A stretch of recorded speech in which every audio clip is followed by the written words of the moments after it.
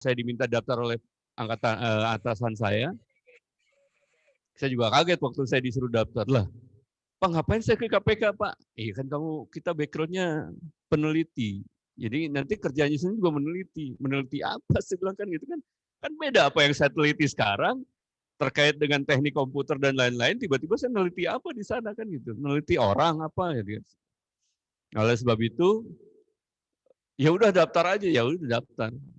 Ternyata memang untuk riset atau penelitian dan pengembangan terkait dengan pengembangan sistem administrasi di pemerintahan. Tujuannya setelah hasil kajian, kemudian keluar yang namanya rekomendasi untuk memperbaiki sistem tersebut. Supaya kalau sistem itu dibiarkan saja, takutnya celah-celah potensi korupsinya itu bisa digunakan oleh oknum-oknum yang ada di pemerintahan, di kementerian maupun lembaga. Oleh sebab itu, harus diberikan rekomendasi untuk ditutup celah-celah tersebut. Boleh jadi karena kepanjangan, terlalu panjangnya izin, berbelit-belit, kita potong. Jadi pendek, misalnya gitu ya. Atau ada birokrasi-birokrasi yang tidak perlu, atau persyaratan-persyaratan yang sebetulnya tidak perlu, terlalu diada-adakan, hilangkan. Kira-kira seperti itu yang dilakukan oleh teman-teman di Litbangnya KPK. Gitu kan ya ini ya. Nah, setelah itu kemudian kami masuk tahun 2021 ini. Ada karena KPK melalui undang-undang revisinya nomor 19 tahun 2019, maka muncul kedeputian baru, namanya Deputi Pendidikan dan Peran Serta Masyarakat. Itu ya si dia itu. Nanti saya akan cerita lebih banyak di dalam terkait dengan kenapa dibentuk bidang yang baru, bidang pendidikan dan peran serta masyarakat. Baik, kita mulai. Saya ngambil judul Integritas Kepemimpinan di Tengah Pandemi, karena kebetulan sudah hampir 2 tahun ini, 1,5 tahun ini kita mengalami pandemi. Bapak-bapak dan ibu-ibu ini sebagai calon-calon pimpinan ke depan, gitu kan, sini ya ini, yang harapannya mungkin setelah lulus dari sini untuk menduduki jabatan-jabatan yang strategis itu di sini, tentunya akan berhadapan mau tidak mau dengan pandemi ini. Entah sampai kapan kita akan berhadapan dengan pandemi ini. Kita sih berharap sampai akhir tahun ini aja lah, gitu kan ya ini ya. Tahun yang lalu juga gitu, kita berharap tahun 2020 aja lah, 2021 nggak ada pandemi kan gitu ya sini ya. Tapi rupanya masih lengket dengan kita ya. Sampai hari ini kita masih pandemi. Mudah-mudahan akhir tahun bisa selesai, tahun depan kita bisa hidup normal tanpa COVID-19 di sini. Amin, amin, amin ya rabbal alamin. Next, kita lihat. Ini yang akan kita lihat, apa itu korupsi, sekilas KPK, upaya pencegahan, bagaimana menjaga integritas di tengah pandemi. Kalau bapak-bapak dari Polri, saya kira sudah nggak aneh juga gitu kan ya ini terkait dengan korupsi, gitu kan ya ini ya ini. Tapi ya sekedar mengingatkan saja, sekedar saling mengingatkan saja apa yang akan kita lihat nanti, apa itu korupsi. Lalu barangkali ada yang belum sempat mengenal apa itu KPK dan lain-lain, saya akan perkenalkan nanti sedikit. Walaupun saya tahu juga ini ada penyidik atau penyelidik dari KPK juga hadir juga di sini ya. Ada yang hadir sini? Yang dari KPK? Kami atau di Zoom? Ada di Zoom? Online, Bapak. Siap, Bapak. Ya, baik. Next. Pak, kalau kita lihat gambar di sini, mudah-mudahan ini hanya gambar saja. Na'udzubillahi min dzalik, kita berdoa tentunya berlindung pada Allah, pada Tuhan Yang Maha Esa, agar kita tidak akan pernah sempat menggunakan rompi ini. Jadi cukup untuk tampilan saja, gitu kan ya ini. Don't try at home, kalau di TV kan biasanya begitu ya ini. Don't try at home. Ini hanya untuk profesional. Kalau ini hanya orang-orang tertentu saja. Bukan orang umum yang bisa menggunakan ini. Tapi kita juga berharap kita tidak pernah menggunakan itu. Tapi kalau kita berharap kita yang akan memakaikan pada orang lain, ya nggak apa-apa. Gitu kan ini. Tapi jangan sampai berharap kita pernah menggunakan rompi ini. Cukup melihat saja. Ya, ini. Next. Bapak dan Ibu sekalian, kalau kita berbicara korupsi, berarti kita berbicara IPK atau CPI, Corruption Perception Index, atau indeks persepsi korupsi. Walaupun kita tidak setuju, saya sebagai orang litbang dulu pernah mengkaji mengenai IPK ini, apa sih gitu kan ya ini. Hanya gara-gara yang ditanya 2 orang, lalu jawabannya bisa meruntuhkan negara itu loh ini. Karena yang IPK ini, indeks persepsi korupsi ini, survei yang dilakukan oleh orang lain kepada semua negara, termasuk Indonesia itu disurvei, yang ditanya bukan seluruh masyarakat, yang ditanya bukan sampling proporsional juga, gitu kan ya ini. Tapi expert yang dianggap pakar-pakar, yang ditanya mungkin 2 orang, 3 orang saja. Dan itu dianggap mewakili Indonesia, coba bayangin. Hasilnya Pak, itu dahsyat. 2 orang ditanya, bagaimana menurut Anda sistem perekonomian di Indonesia? Bagaimana sistem investasi di Indonesia? Yang ditanya pakar Pak. Terus kata pakarnya, masih susah di sini, kelihatannya masih begini. Oh ya Pak. Terus kalau nilai menurut Bapak dari 0 sampai 10 berapa? 4 kali. Masih 3 kali. Dia Pak yang ngomong. Si pakar tadi. Oh iya Pak, catat.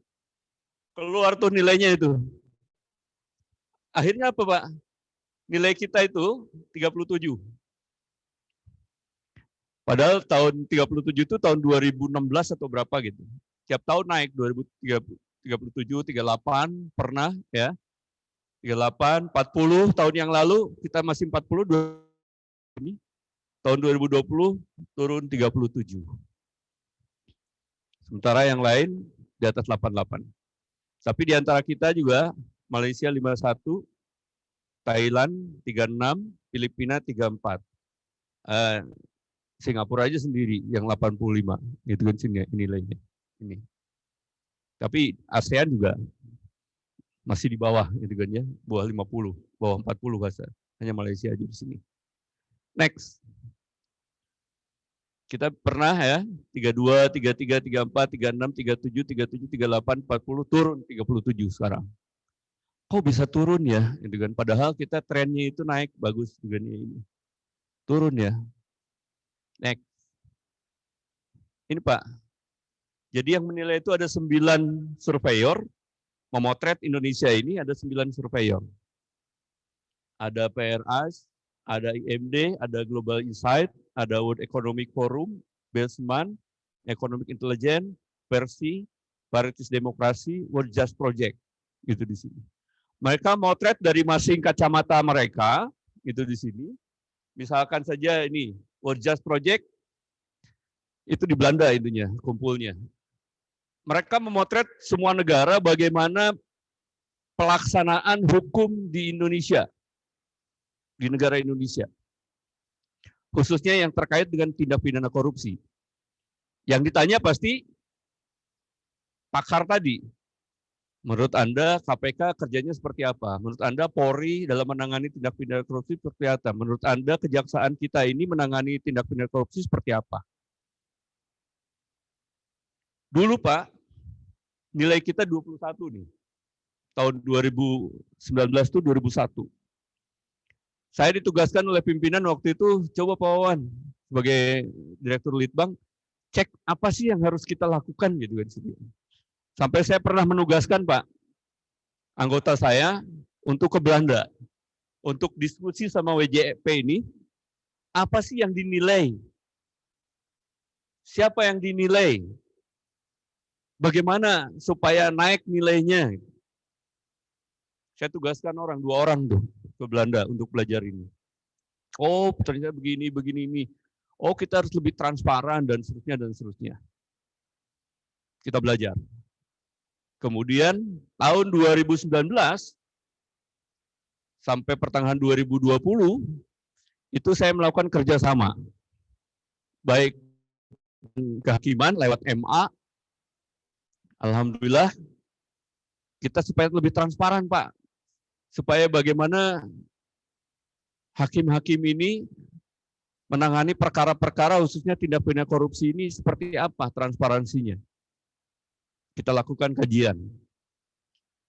Karena waktu itu yang sedikit turun dari kehakiman gitu kan. Kita masuk ke situ. Lalu kita bikin publikasi dan seterusnya. Upaya itu naik, Pak. 23 tuh. Dari 21 menjadi 23. Tapi ternyata yang 23 ini, naik 2 ini ya nggak kuat naikin dari 40 tadi ke berapa gitu kan, karena yang lainnya turun tuh. Asalnya 58, 50, 48, 43, banyak yang turunnya gitu di sini. Ternyata kalau kita selidiki lagi, Pak, kenapa bisa turun? Ya persepsi, namanya juga persepsi gitu kan ya ini. Kita tahu 2020 pandemi melanda. Kemudian karena bencana, gitu kan ya ini, pemerintah mengeluarkan Perpu 1 tahun 2020. Di mana di situ ada pasal-pasal yang dianggap oleh mereka, ini membuat orang enak nih, kan gitu di sini. Misalnya contohnya pasal 27 ya. Pasal 27 itu mengatakan bahwa apapun di situ ini pokoknya bukan menjadi kerugian negara. Kemudian kebijakan ini tidak bisa dipidana apapun perdata. Orang berpandangan, wah ini akhirnya menurunkan kepercayaan. Yang diundangkan nomor 2 tahun 2020, gitu kan sedianya. Kemudian pengadaan barang dan jasa. Yang dulu kita gembar-gembor supaya transparan dan lain-lain, perpresnya dibuat dan lain-lain gitu. Karena pandemi kita membuat relaksasi, Pak. Diturunkan. Yang harusnya karena ini pandemi diturunkan, syaratnya diturunkan. Pengadaannya boleh sedikit direlaksasi seperti ini dan seterusnya. Kita upaya itu dilakukan oleh kita dalam rangka supaya pengadaan barang dan jasa untuk bencana ini tidak ya dilancarkan lah gitu kan ya, ini namanya juga untuk bencana gitu. Tapi kan orang lain pandangannya beda, Pak. Dengan diturunkannya tadi peraturannya, syarat dan lain-lainnya, dianggapnya oleh mereka mempersepsikan bahwa di Indonesia, oh kalau begitu gampang korupsinya nih kalau gitu. Aturan-aturannya udah diutak-atik lagi, aturannya udah diturunkan dan seterusnya. Akibatnya tadi, niat kita baik, karena bencana dan lain-lain, kita bikin regulasi-regulasi, tapi pandangan mereka yang seperti ini. Investasi kita pernah dengar mungkin, pemerintah mengeluarkan Undang-Undang Cipta Kerja. Dengan niatnya adalah untuk mengundang investor, para pekerja supaya naik pendapatannya. Niatnya seperti itu. Tapi yang terjadi, kontra. Para pekerja tidak menerima, pengusaha tidak menerima, beberapa pengusaha menerima, dan akhirnya demo dan seterusnya. Akhirnya niat yang baik itu dipersepsikan orang lain, karena ada demo-demo yang lain, turun juga gitu di situ ya. Dan seterusnya. Jadi kejadian 2020 itu, karena pandemi tadi, dengan beberapa relaksasi yang kita lakukan, tapi persepsi orang lain malah dianggapnya kita membuka peluang-peluang baru orang-orang untuk bisa melaksanakan korupsi. Akibatnya angkanya turun, Pak, seperti ini. Jadi yang kita berharap 2020 menjadi 42, 43 gitu di sini, tapi ternyata malah turun 3 jadi 37 di sini. Next. KPK sendiri sebetulnya sejak 2016 kami sudah membuat ukuran baru. Mengukur bagaimana tingkat korupsi di sebuah instansi dengan menggunakan SPI. survei penilaian integritas. Itu di sini. Kalau IPK tadi, atau CPI tadi, dia memotret, mengeluarkan angka. Kalau kita tanya, terus apa rekomendasinya buat saya? Supaya saya bisa naik angkanya. Nggak ada Pak rekomendasinya Pak. Pokoknya kamu nilainya segitu-segitu. Ya terus apa yang harus saya lakukan? Nggak ada Pak. IPK itu nggak ada gitu. Maka melihat itu, maka kami membuat yang namanya SPI. Untuk mengukur bagaimana budaya, bagaimana lingkungan, bagaimana integritas sebuah instansi terkait dengan tindak pidana korupsi. Yang kita lihat budaya organisasinya, pengelolaan SDM, sistem anti korupsi, dan pengelolaan anggarannya. Dari 2016 kita coba ciptakan. Supaya menjadi saingan IPK tadi. Karena kalau enggak kita bergantung pada IPK, tapi IPK nggak bisa memberikan rekomendasi ke kita apa gitu loh. Kita cuma dipotret doang gitu. Terus kalau saya pengen naik seperti apa? Nggak ada ini. Nah kalau di sini selain dipotret, maka dikeluarkan rekomendasi. Anda kalau nilainya sekian, kalau mau naik sekian, perbaiki ininya, perbaiki ininya, perbaiki ininya. Ada di sini, di dimensi di sini itu. Ya, kita coba di 2017 waktu itu 6 kementerian, 30 pemerintah daerah, 2018, 2019.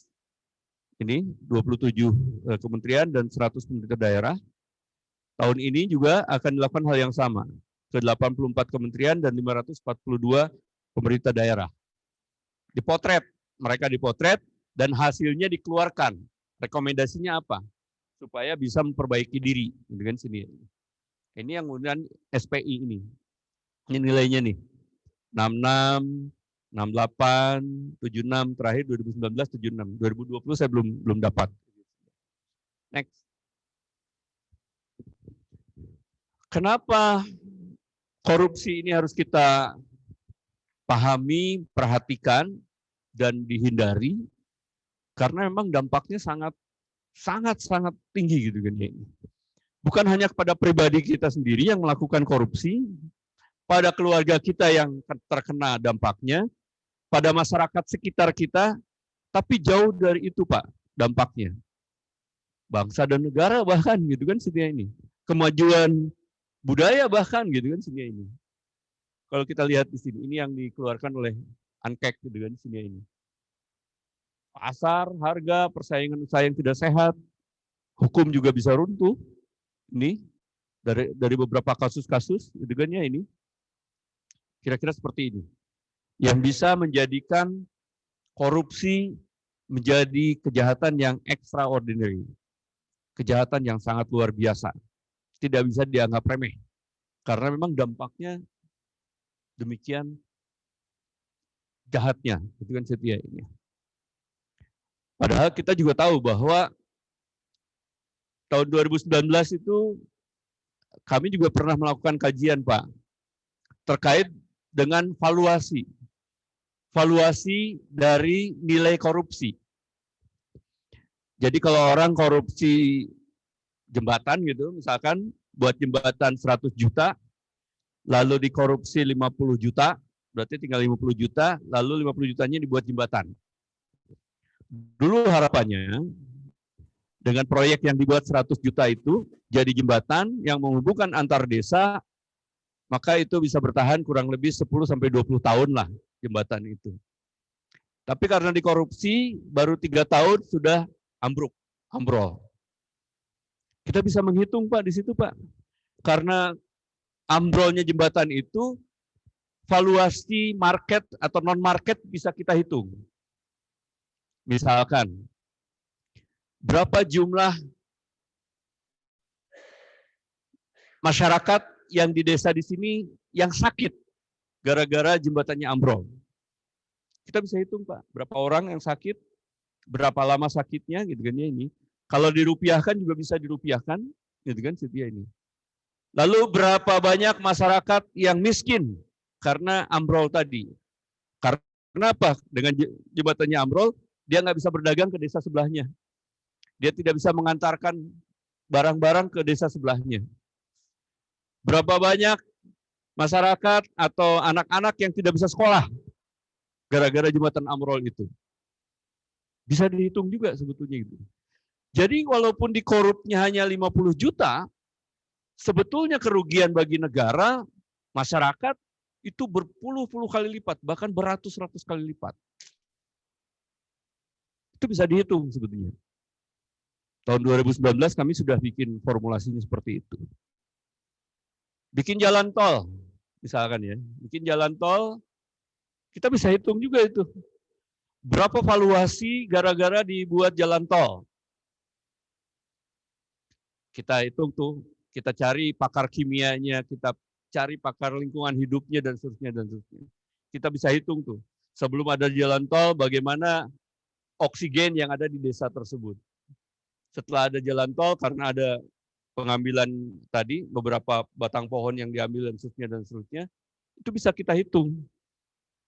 Jadi valuasi yang kita bisa ungkapkan sebetulnya dampaknya karena dikorup tadi, itu ini, itu bisa berpuluh-puluh bahkan beratus-ratus kali lipat, Pak.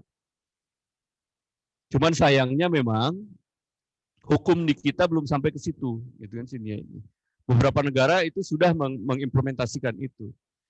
Sehingga kalau ada koruptor, kalau itu bisa dilakukan, valuasi tadi bisa dilakukan, oh itu bisa dihukum berat benar-benar gara-gara kamu, itu kan ya ini.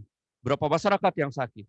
Gara-gara kamu korupsi, berapa masyarakat yang meninggal? Gara-gara kamu korupsi, berapa masyarakat yang miskin? Itu bisa dihitung. Tapi ya sekali lagi di kita belum mengatur sampai di sana. Tapi bisa dihitung, bisa. Kenapa tidak? Ada formulasinya. Ada kajian-kajian ilmiahnya juga.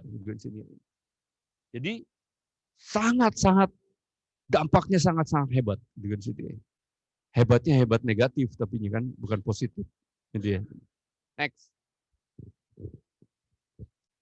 Kemiskinan, kerusakan alam, biaya ekonomi tinggi, dan ini beberapa gambaran-gambaran saja gitu kan ya, bahwa orang korup itu ya tidak pernah mikirin ini kali ya. Kalau koruptor ya nggak pernah mikirin ini kali ya. Ngapain juga mikirin yang kayak gini. Yang dia pikirin pokoknya kalau saya korupsi dapat sekian ratus miliar gitu kan sini. Ya mereka udah berpikir juga kali ya dengan hukum yang ada di kita. Ini menjadi introspeksi kita semua ya. Kenapa koruptor sampai saat ini kok nggak selesai-selesai? Bahkan pemidanaan oleh kita itu tidak membuat efek jera bagi mereka. Padahal niat kita itu mempidanakan mereka itu adalah supaya ada efek jera. Tapi yang terjadi kan sekarang enggak. Mereka lebih berhitung lagi, Pak. Kalau saya korupsi 100 miliar, lalu saya kena, saya harus kembaliin kira-kira 20 miliar, saya kena tahanan 8 tahun, ini dihitung-hitungan Pak dia Pak. Oh, masih lumayan tuh, masih untung tuh. Masih untung dia bilang gitu. 8 tahun nanti saya dapat ya pengurangan tahanan dan lain-lain atau saya apalah gitu nanti. Dapat Pak, masih untung juga. Hitung-hitungannya seperti itu. Belum lagi kejadian-kejadian sekarang Pak. Yang dulu sudah divonis katakanlah 8 tahun, habis itu banding. Banding dapat 6 tahun. Habis itu kasasi. Habis itu PK. Bahkan dibebaskan di PK. Apa nggak untung tuh? Coba ya. Efek jerahnya di mana gitu kan dia ini. Saya tidak menyalahkan siapapun juga, tapi sistem di kita masih seperti itu. Dengan sini. Dulu waktu masih ada almarhum Pak Artijo, para koruptor nggak berani itu kasasi apalagi PK gitu kan ya ini. Begitu dia kasasi, tambahin sama Pak Artijo kan gitu kan ya. Asal 8 tahun, begitu kasasi, tambahin 12 tahun gitu. Naik lagi, tambahin ini 15 tahun, ayo. Majuin apa lagi gitu kan ya. Nggak ada yang berani akhirnya kan gitu kan. Mereka nerima. Sekarang Pak, masih belum ada tuh pengganti Pak Artijo gitu kan sini ya. Next. Ini Pak, kalau saya ngajarin ini sebenarnya seperti mengajarkan berenang sama bebek nih gitu kan ya ini. Ini bapak-bapak di sini dan ibu-ibu udah terbiasa ini dengan pasal-pasal gitu kan ya. Tapi nggak apa-apa lah. Ini untuk ini kita semua sekali lagi ya. Ya, di undang-undang ini dikatakan bahwa yang namanya korupsi itu adalah ini. Perbuatan melawan hukum dengan maksud memperkaya diri sendiri atau orang lain, baik perseorangan atau korporasi yang dapat merugikan keuangan dan perekonomian negara. Para calon koruptor itu taunya cuma ini aja, Pak. Sehingga begitu dia ditangkap, ya kan, dia mengatakan ke media kan, salah saya apa gitu? Kok saya ditangkap gitu loh? Apa saya merugikan negara?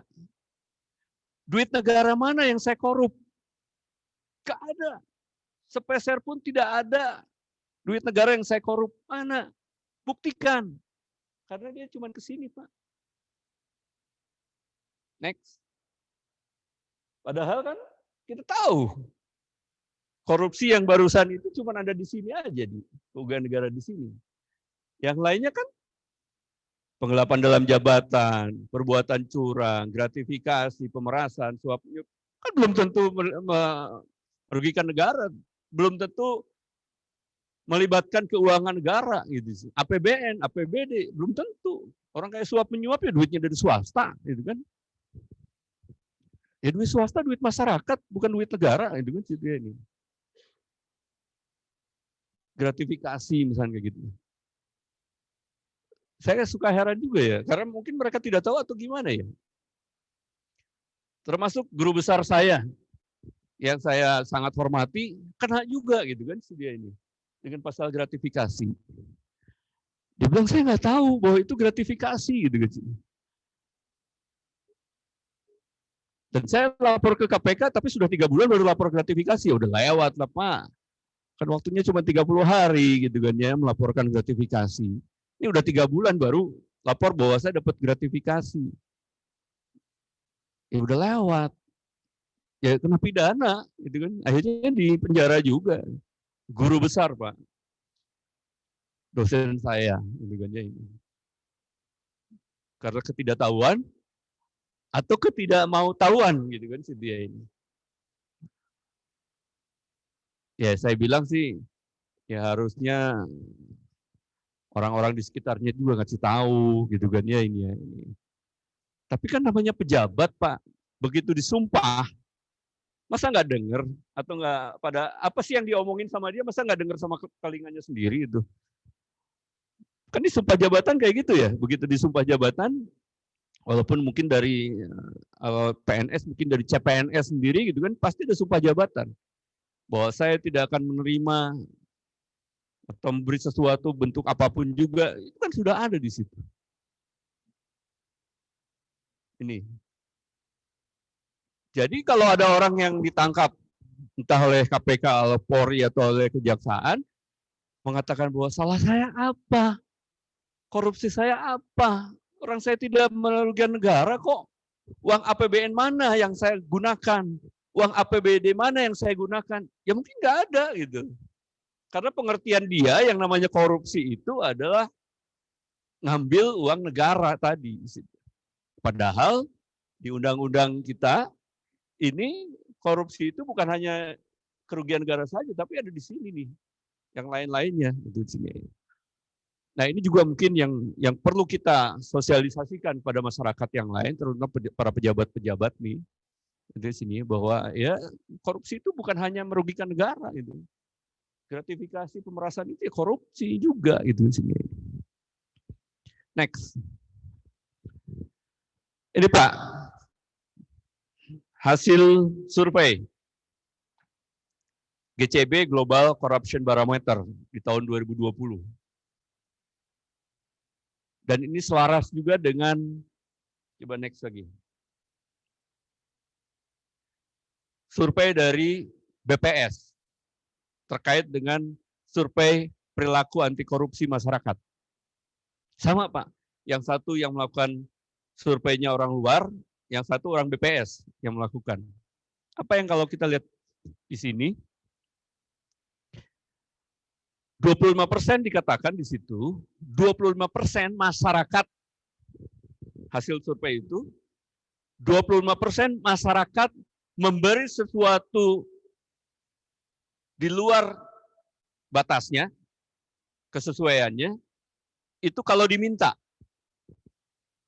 Misalkan mengurus surat-surat, apa izin atau apalah gitu kan ya ini, yang harusnya katakanlah 120.000, lalu karena diminta oleh petugasnya jadi 150.000 atau 200.000, masyarakat ngasih, gitu di situ.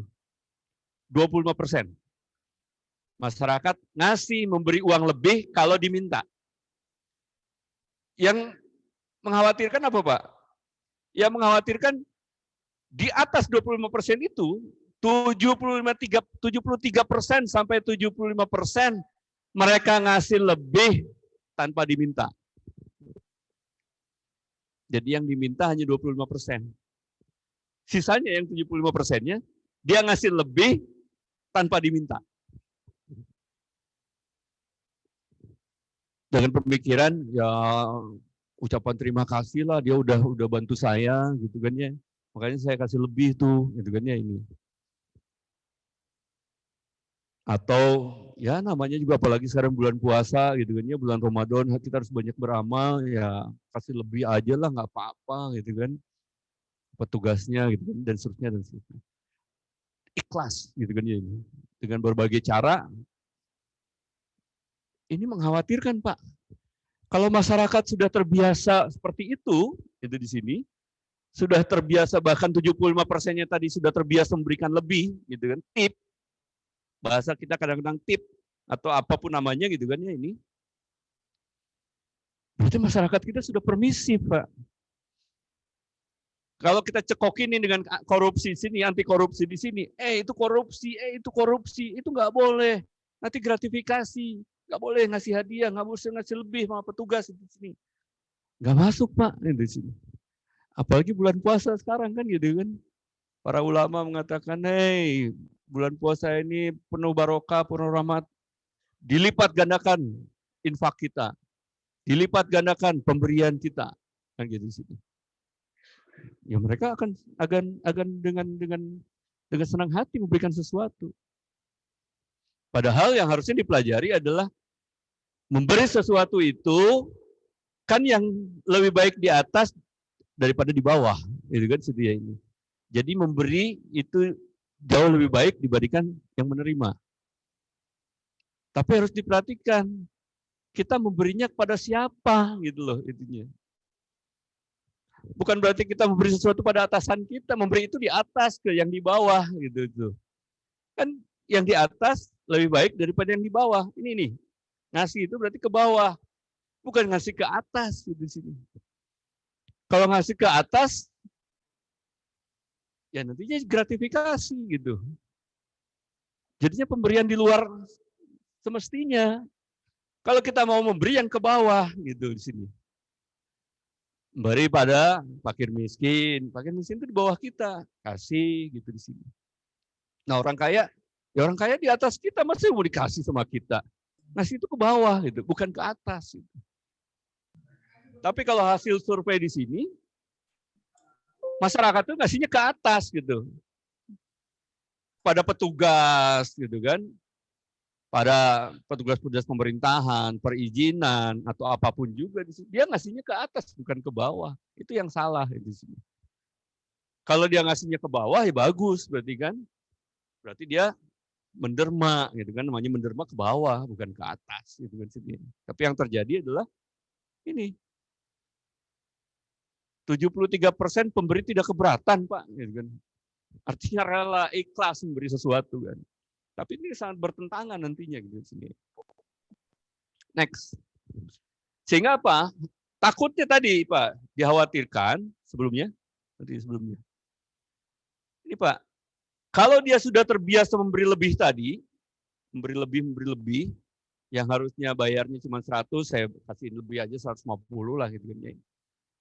Kalau sudah terbiasa seperti itu, membudaya apalagi, takutnya ini, Pak. Dia sudah menganggap bahwa itu hal yang biasa gitu di sini. Sehingga kalau terjadi korupsi, terjadi pemerasan, terjadi suap, ya dia udah toleransinya tinggi, nggak apa-apa lah, cuma segitu aja gitu kan ya ini. Misalnya tetangganya ada yang ngomel tuh sama dia. Saya kemarin ngurus kayak gini diminta 200, padahal biasanya kan cuma 150. Saya diminta 200, pemerasan itu karena diminta dari atas tadi kan. Apa kata tetangganya yang biasa ngasih lebih? Ya masih segitu aja, masa diributin sih gitu kan ya. Harusnya kita ngasih lebih sama mereka. Mereka itu sudah capek. Udah dengan argumentasi seperti itu. Akhirnya apa? Kalau masyarakat sudah terbiasa seperti itu, maka kalau melihat korupsi tadi, bentuk pemerasan, suap menyuap, gratifikasi, nggak ada yang melapor, Pak. Nggak ada yang melapor satupun juga. Tidak akan merasa keberatan, publik nggak melapor, mungkin nggak menolak gitu sih. Bayangkan, Pak, kalau semua masyarakat Indonesia sudah begini, hancur, Pak, republik ini. Semuanya koruptor. Orang yang tidak korupsi malah dikucilkan nantinya. Kamu nggak usah hidup di sini. Orang sistemnya seperti ini, lingkungan kita seperti ini. Coba bayangin, Pak. Nih, dari hal-hal yang kecil gitu ya, ini kebiasaan-kebiasaan memberi lebih tadi, itu dampaknya sangat besar ke depan. Gitu ya. Next. Nah, ini Pak, tadi yang saya katakan, yang kebetulan ini yang dikelola oleh KPK, ditangani oleh KPK, mungkin yang ditangani oleh Polri dan Kejaksaan jauh lebih banyak di sini, karena kalau KPK kan terbatas pada ketentuan undang-undangnya. 80% yang ditangani oleh KPK itu adalah suap menyuap dan gratifikasi PBJ, 3 ini. Kasus korupsi yang paling sering diungkap itu adalah suap menyuap, gratifikasi, dan PBJ. Apalagi sekarang banyak lulusan-lulusan kayak saya ini, teknik informatika, orang programmer, dan lain-lain. Itu udah marak, Pak, sekarang, Pak, di-hire sama bupati, di-hire sama wali kota, di-hire sama gubernur. Untuk apa? Untuk menghack. Jadi hacker pada saat PBJ ini. Pokoknya yang menang si ini ya, oke. Tender jalan-jalan, Pak, secara sistem jalan. Tapi dia juga di balik komputernya dia si ini dikurangin, si A, B, C, ada 3 perusahaan nih, A, B, C gitu kan sini ini. Kata gubernurnya pokoknya si B yang menang, gitu kan si dia. Oke. Begitu pembukaan tender, A, B, C masuk semuanya. Persyaratannya lengkap. Pada saat penutupan, 1 menit belum penutupan, itu di sini ya, baru dia bergerak, masuk. Karena sudah ada titipan B yang harus menang kan gitu ya. A, karena hacker kan bisa masuk, Pak. Bisa masuk komputer-komputer ke server-server tadi. Masuk ke situ, persyaratannya dihapus. Yang tadinya sudah lengkap, beberapa dokumen, delete. Atau ganti dengan dokumen yang lain, yang salah. 1 menit terakhir. Close, nanti panitia buka. Oh, dari hasil prakualifikasi atau kualifikasi ini, A nggak masuk, karena persyaratannya tidak lengkap, atau persyaratannya salah. Padahal perusahaannya ngerasa, saya lengkap masukin gitu kan. Dia ini. Kok tiba-tiba jadi nggak lengkap ya? Gitu. Ini Pak, sini. Jadi dengan teknologi sekarang itu, dengan revolusi industri 4.0 gitu kan setia ini, yang penggunaan teknologi informasi ini bisa cepat, bisa prosesnya tepat, tapi juga celah-celahnya banyak gitu kan setia ini. Makanya harus ya yang pegang servernya juga harus kuat juga gitu kan setia ini. Yang pegang servernya juga harus kuat ilmunya dan lain-lain, ya kenal juga sama orang hacker-hacker tadi gitu. Yang sudah di-hire sama para pejabat-pejabat di daerah maupun di pusat. Next. Oke, next. Dengan revisi Undang-Undang 19 2019, sebetulnya tugas dan fungsi KPK nggak berubah, bahkan nambah, gitu kan ya ini. Nambah 1 eksekusi. Jadi kalau dulu yang mengeksekusi itu dari pihak kejaksaan, nah kalau sekarang KPK juga diberi kewenangan untuk mengeksekusi. terkait dengan melaksanakan penetapan hakim atau putusan pengadilan yang telah mulai kekuatan hukum tetap. Sudah inkrah, lalu dieksekusi. Kalau dulu kejaksaan. Nah, sekarang KPK juga bisa melakukan ini. Ditambah satu fungsi lagi, tusi lagi. Kalau yang lain sama. Pencegahan, monitoring, koordinasi, supervisi, penindakan, yang lainnya sama. Di undang-undang baru itu nambah eksekusi. Next. Undang-undang baru, pimpinan baru waktu itu. Pak Firly dan kawan-kawan. Undang-undang baru, pimpinan baru. Kebetulan undang-undang baru, pimpinan baru, maka pimpinan yang baru sekarang punya strategi yang lain gitu dibandingkan yang lama. Kalau yang lalu-lalu, yang sering didengar oleh masyarakat bahwa KPK tugasnya cuma 2, pencegahan, penindakan. Pencegahan, penindakan. Bahkan kalau masyarakatnya cuma nonton di TV, yang dilihat ada 5 tugasnya. Pencegahan, penindakan, penindakan, penindakan, penindakan, gitu kan ya. Karena yang dilihat oleh dia yang penindakannya yang banyak kan gitu ya. Yang dilihat di TV kan banyak penindakannya gitu. Dan media memang senangnya seperti itu. Kalau orang komunikasi mengatakan media itu bad news is good news.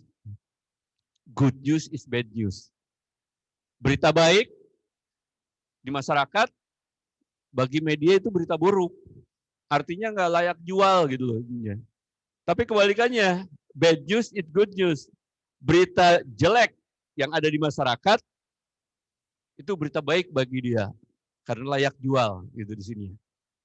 Makanya kalau kita lihat media kita nih, kalau melakukan sosialisasi acara-acara pencegahan gitu kan dilakukan di KPK atau dimanapun juga itu, ya paling masuk media selintas aja gitu kan ya ini. Kalaupun berita juga berita kecil aja di mana.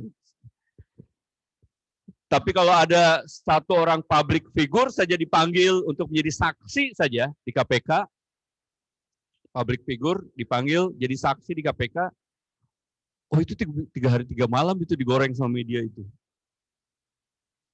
Masyarakat akhirnya tahu juga seperti itu. Bahwa tugas KPK ya penindakan. Padahal ada 6 tadi tugas tadi gitu kan ya ini. Tapi yang kelihatan oleh masyarakat, pencegahan, penindakan, penindakan, penindakan, penindakan, penindakan. Ya karena dilihatnya orang penindakan terus gitu kan yang dilihatin oleh media. Masyarakat tahunya seperti itu. Padahal tugas KPK tadi bukan hanya itu saja gitu kan.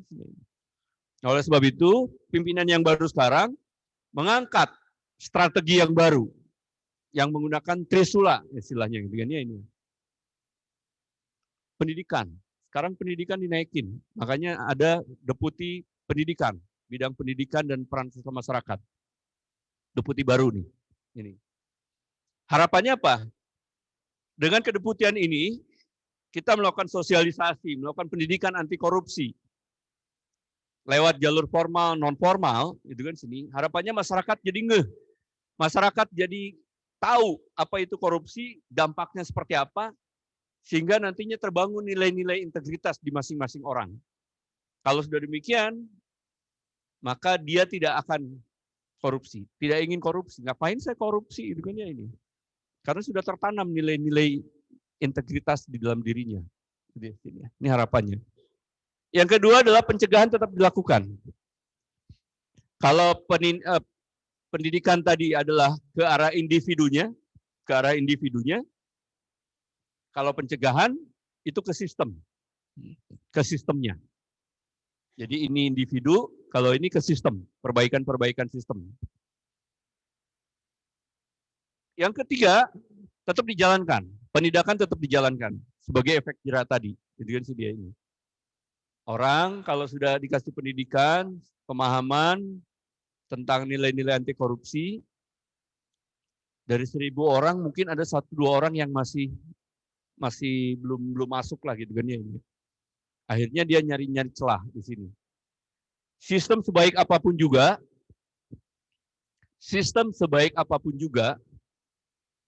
penjahat, koruptor, itu pasti nyari celah. Dan biasanya mereka 1 step lebih dari kita. Kita sudah belajar gini ini. Dia punya ini baru, modus baru, gitu kan sini. Kita pelajari modusnya kayak gini ini. Dia punya modus baru lagi. Ini. Kalau lolos dari sistem di sini ya harus ada di sini, harus ada penindakan gitu di sini. Tapi yang kita utamakan di sini, pendidikan, individu, kemudian pencegahan, kemudian baru penindakan. Jadi ini yang disebut dengan strategi pemberantasan korupsi oleh KPK melalui Trisula. 3 hal ini tidak mungkin dilakukan oleh KPK sendiri, gitu di sini. Oleh sebab itu kita butuh partisipasi masyarakat. Siapapun juga, masyarakat di kalangan apapun juga, dia butuh partisipasi masyarakat. Boleh KPK melaksanakan ini berserta masyarakat di sini. Sehingga harapannya kita bersama-sama untuk melakukan pemberantasan korupsi. Next. Nah ini Pak, tidak ada deputi baru di sini. Kalau dulu ini deputi penindakan, sekarang ditambah deputi penindakan dan eksekusi, karena ada 1 fungsi baru. Lalu ada deputi koordinasi dan supervisi, yang dulunya koordinasi supervisi ada di bawah kedeputian pencegahan, sekarang ini dikeluarkan menjadi kedeputian khusus. Baik pencegahan maupun penindakan ada di sini.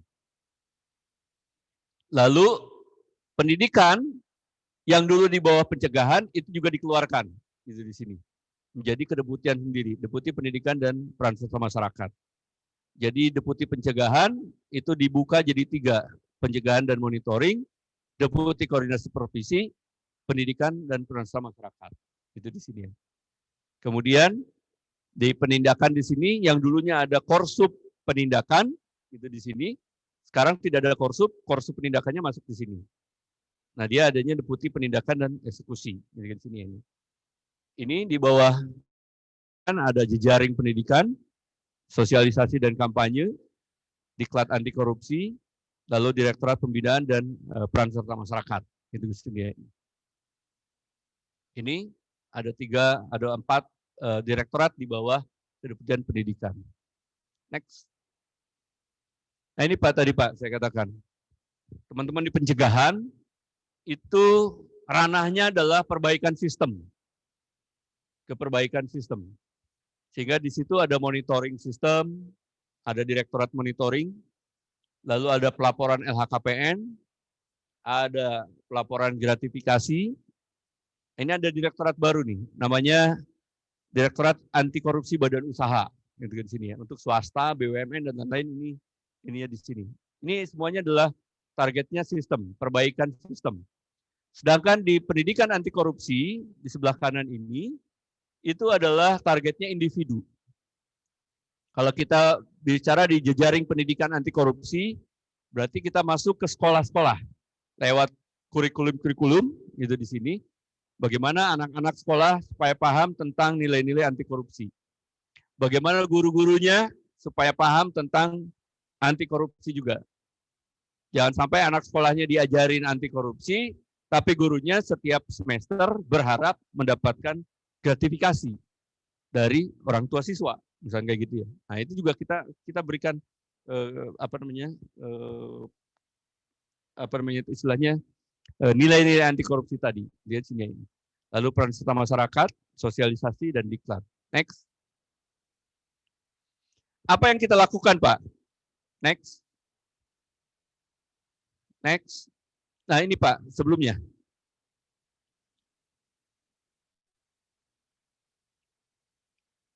Sudah ada peringatan pertama.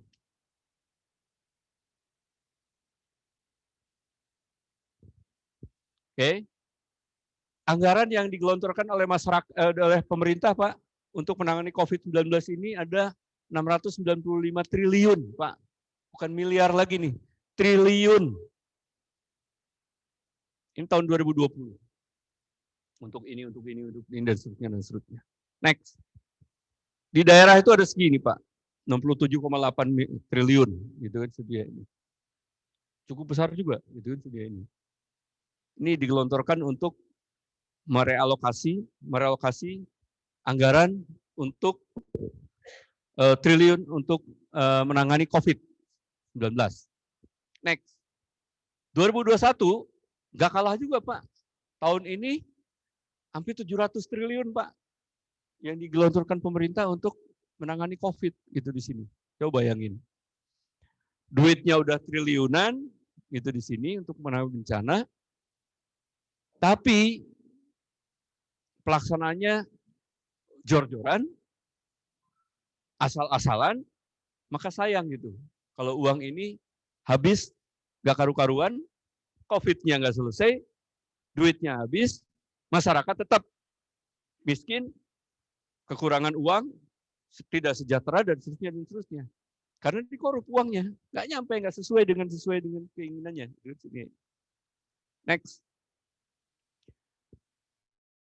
Next. Ini adalah regulasi yang keluar dari pemerintah tadi, Kepres 12 tahun 2020, Perpus 1 2020, ya ini. Nah, tadi yang saya katakan tadi, pasal 27-nya ada di sini, yang kira-kira ini yang berhubungan dengan agar orang tidak setengah-setengah melaksanakan regulasi untuk menangani COVID di sini. Next. Ini adalah potensi-potensi yang bisa terjadi dalam penanganan COVID, dan ini memang sudah terjadi ternyata, gitu kan ini ya. Bagaimana kolusi dengan penyedia, markup harga, dan itu sudah terjadi, gitu kan ini. Lalu pencatatan sumbangan, seiring banyak masyarakat menyumbang ke rumah sakit, menyumbang ke dinas-dinas untuk menangani COVID di sini. Bagaimana penyelewengan bantuannya dilakukan di sana? Penganggaran, penyaluran bansos, jangan-jangan penerimanya juga tidak sesuai dan seterusnya. Ini yang terjadi. Next. Oleh sebab itu, KPK waktu itu membantu teman-teman kementerian dan lembaga untuk menangani COVID di sini. Next. Ini Pak. Jadi kita keluarkan surat edaran untuk mencegah supaya itu tidak terjadi. Bagaimana penggunaan anggaran PBJ-nya, bagaimana penggunaan data-data terpadunya, bagaimana tentang penerimaan sumbangan ininya. Kita buat edaran, gitu kan ya, ke daerah untuk membatasi, memagari agar mereka tidak terlibat dengan korupsi. Next. Ini yang barusan. Next. Ini Pak, di surat kita ini supaya tidak terhindar, supaya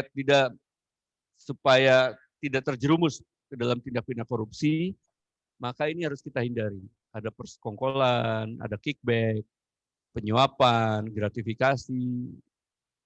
Kalau ini tidak dilakukan dengan baik, gitu di sini,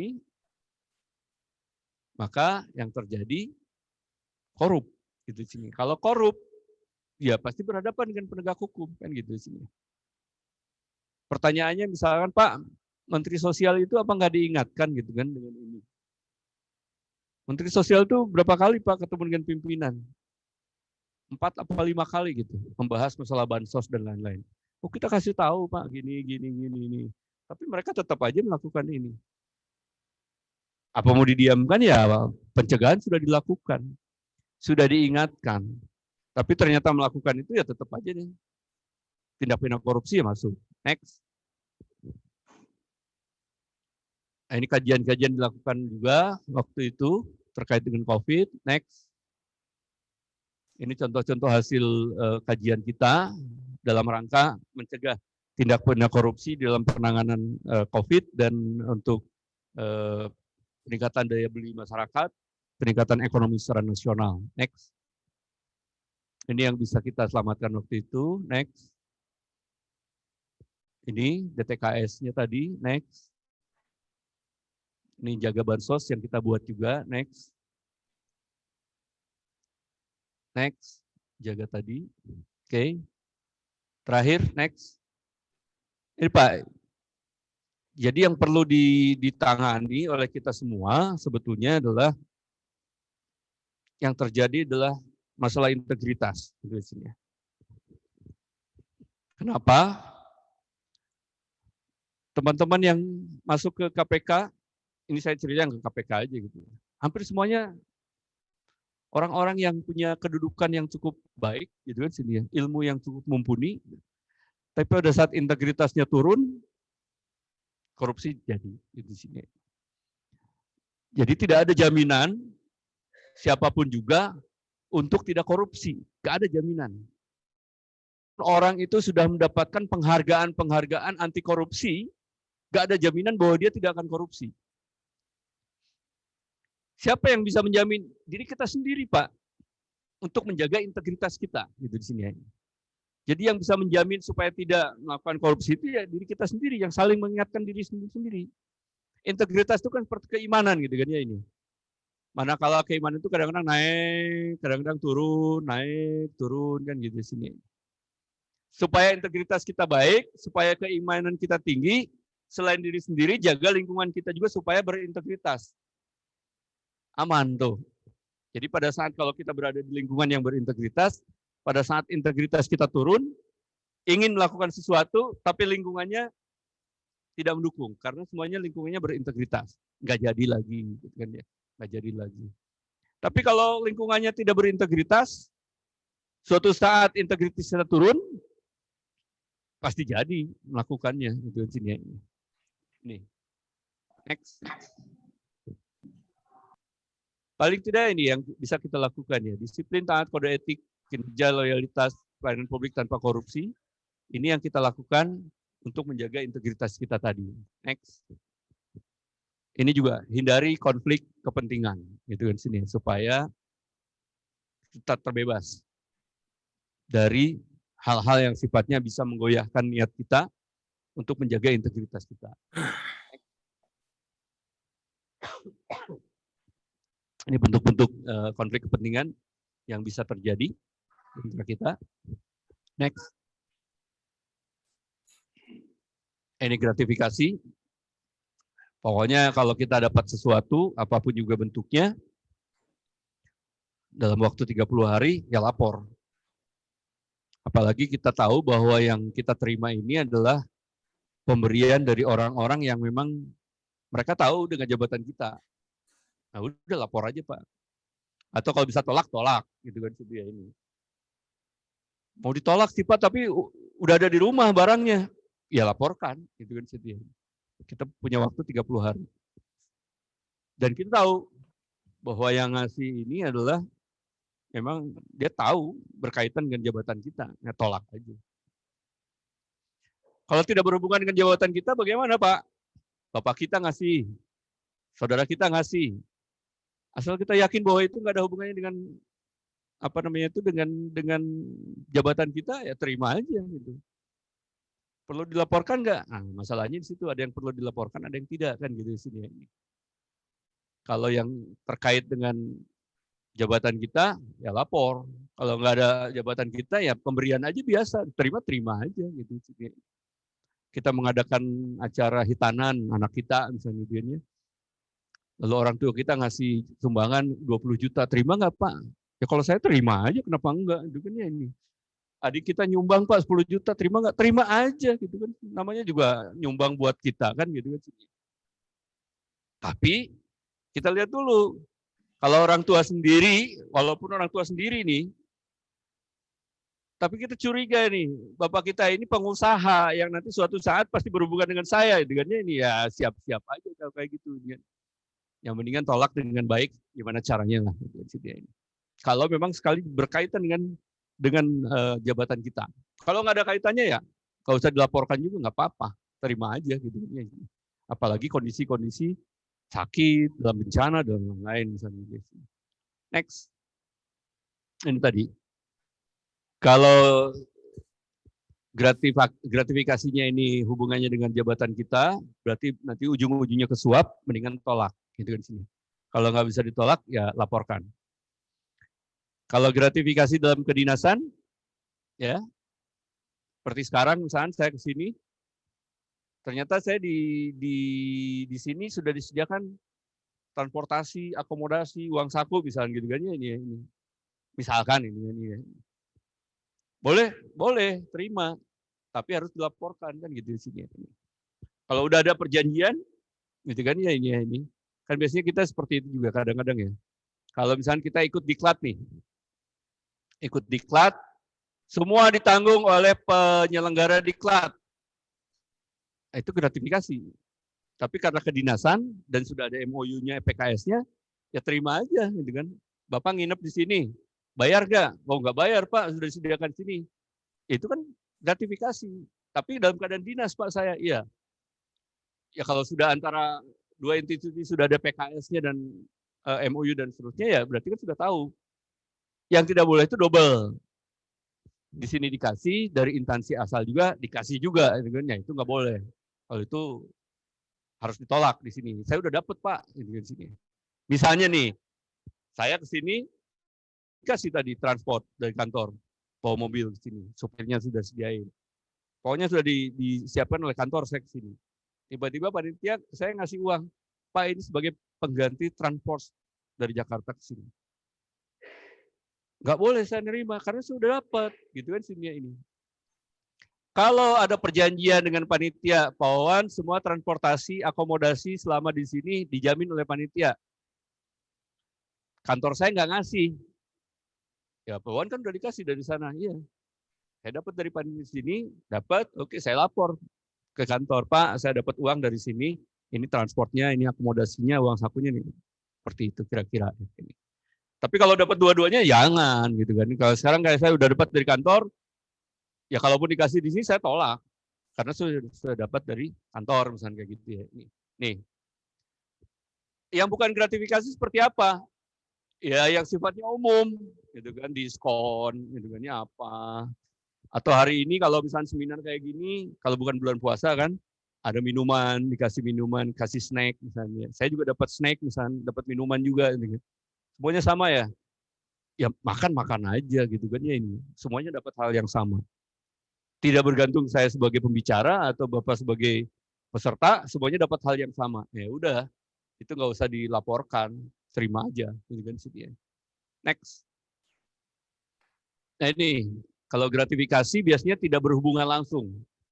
Tapi kalau suap menyuap itu berarti sudah ada deal, gitu kan ya. Sudah ada kesepakatan. Kalau gratifikasi belum tentu ada kesepakatan. Tapi minimal menanam saham. Kita ngasih sesuatu, mungkin suatu saat akan ingat. Nah, itu yang bahayanya di situ. Dia ini. Kalau pemerasan tadi sepihak. Para pejabatnya yang minta uang, gitu kan sih dia ini. Kalau ini ada kesepakatan dua pihak. Next. Nah, kita juga membuat sebuah LSP, Lembaga Sertifikasi Profesi di sini. Untuk penyuluh anti korupsi, itu kita juga punya sertifikasinya. Ini karena saya katakan tadi KPK nggak mungkin kerja sendiri, gitu kan ya. Maka KPK butuh masyarakat. Siapapun juga, gitu kan sih dia ini. Boleh menjadi penyuluh anti korupsi atau menjadi ahli pembangun integritas. Kalau penyuluh anti korupsi boleh siapapun juga. Tapi kalau mau jadi sertifikasi API, harus punya jabatan, harus punya kewenangan. Karena tugasnya di sini nanti adalah bahwa dia sebagai Chief Integrity Officer. Dia harus punya kewenangan untuk mengatur ini, dan seterusnya. Maka kalau orang belum punya kewenangan, belum punya jabatan, kalau dia mau berkontribusi, berkolaborasi, ya paling ngambil di sini, penyuluh anti korupsi. Tapi kalau sudah punya kewenangan, bisa di ahli pembangun integritas. Itu di sini. Next. Ini, next. Masih ada? Terakhir mungkin ini, Bapak dan Ibu sekalian, harapannya tentunya adalah bahwa kunci diri untuk mencegah dari tindak pidana korupsi adalah jangan mau jadi korban dan jangan mau jadi pelaku korupsi. Saya kira itu dulu dari saya. Terima kasih. Assalamualaikum warahmatullahi wabarakatuh.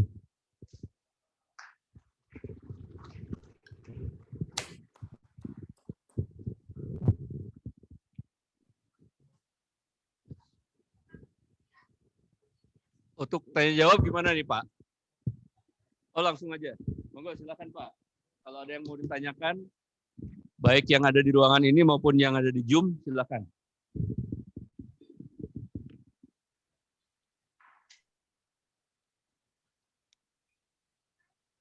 Ya Pak. Izin Serdik Agung, izin bertanya Pak. Silakan Pak. Siap. Izin, terima kasih.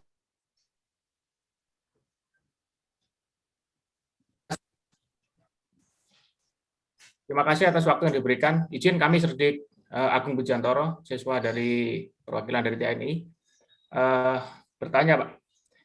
Yang pertama, tadi dijelaskan bahwa strategi pemberantasan korupsi di KPK saat ini ada 4. Yang pertama melalui sistem pendidikan dalam rangka untuk membangun nilai.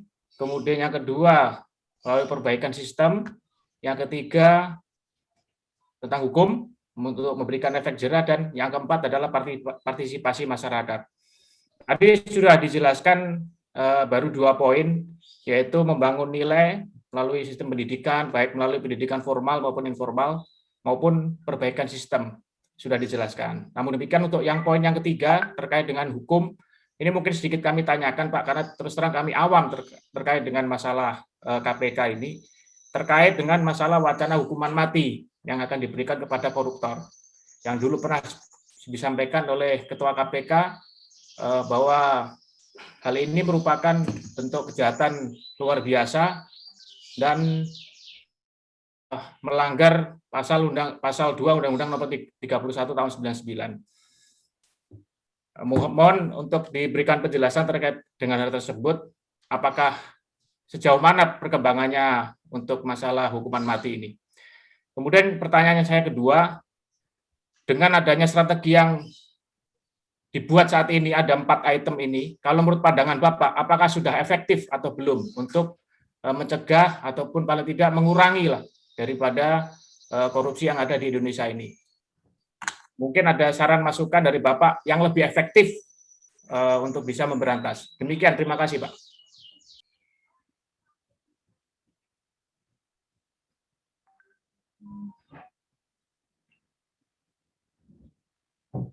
Satu-satu dulu atau ada yang lain dulu? Ada yang lain? Yang di Zoom? Mohon izin Bapak dengan Sertik Bayu, izin bertanya. Silakan, Mas Bayu. Siap. Kebetulan saya dinas di Puslitbang Polri, jadi tugas saya juga sama-sama melakukan penelitian. Namun kalau di Puslitbang terkait dengan perkembangan teknologi kepolisian. Terkait dengan yang Bapak sampaikan tadi, yaitu tentang korupsi yang akan dicoba untuk melihat bahwa efeknya ada efek karambol. Bapak tadi menyatakan bahwa dengan dikorupsinya suatu jembatan, walaupun korupsinya hanya 50 juta, namun ternyata bisa dirunut ke belakang bahwa banyak efek-efek lain yang berpengaruh akibat korupsi. Apakah, pertanyaan saya, apakah KPK, khususnya di Dinas Litbang, ini sudah melakukan kajian terkait hal tersebut?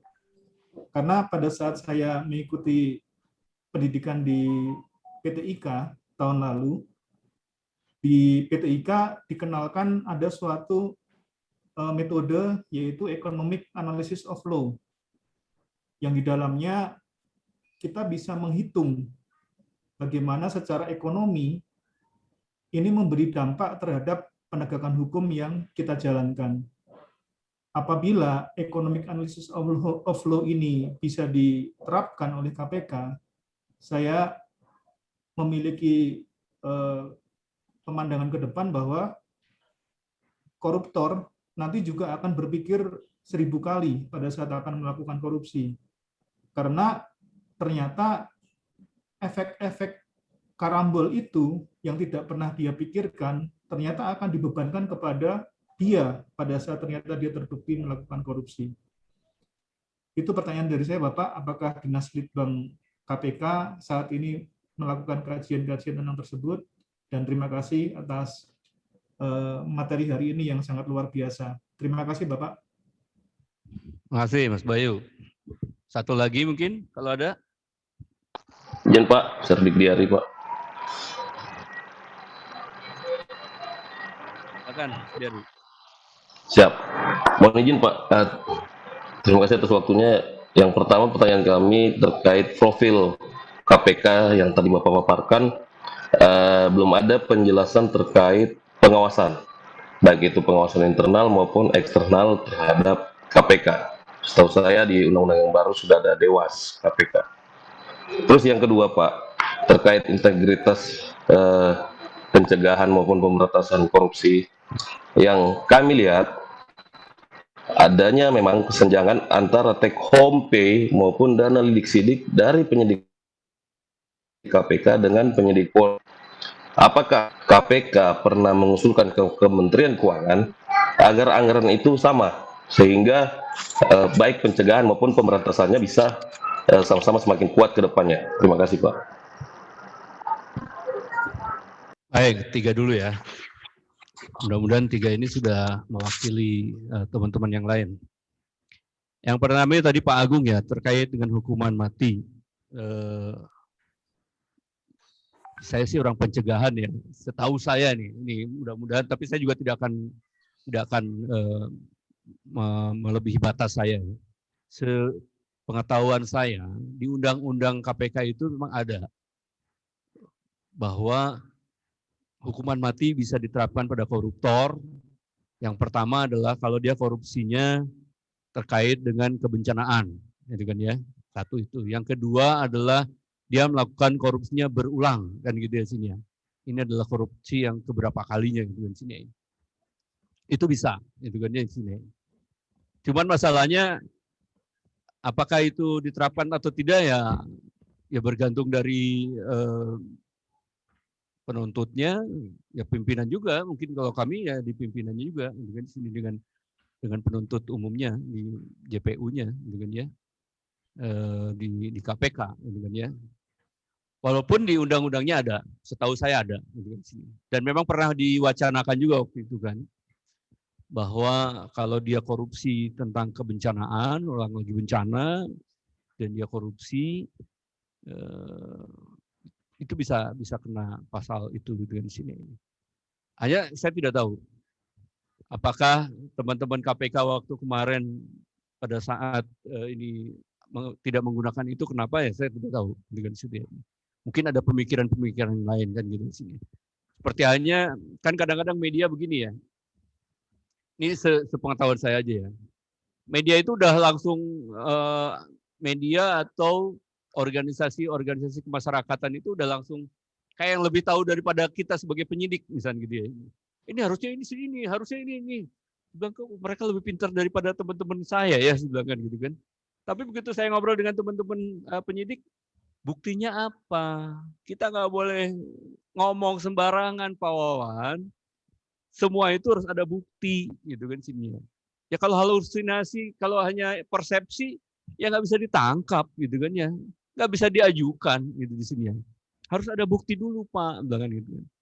Saya pikir ya juga, kalau teman-teman di luar kan, di luar KPK, kalau kita dengar di media, ya dia ngomong aja kan gitu kan sini ya.